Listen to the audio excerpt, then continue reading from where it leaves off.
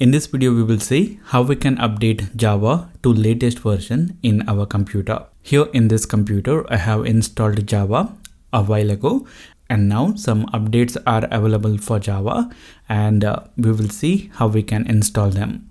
So what we do is we will click on the start button and we will search for Java. And here, when we do that, we can find the options like configure Java and then check for updates about Java.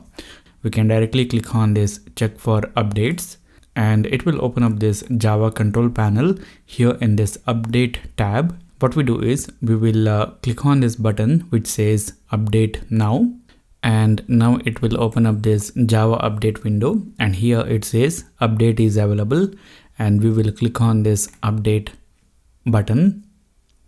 If it asks for the permission, then click on yes and provide the permission. Now it will open up the Java setup window, and here we will click on this install. So now the setup is complete and it says you have successfully installed Java. So now we can close this, and also we can click on this OK, and that's it. We have updated Java in our computer. So this is it guys for this video. Thank you for watching. If you like the video, hit the like button. If you don't like it, hit the dislike button. If you have anything to say, write that in the comment box. For more tutorials like this, subscribe to the channel.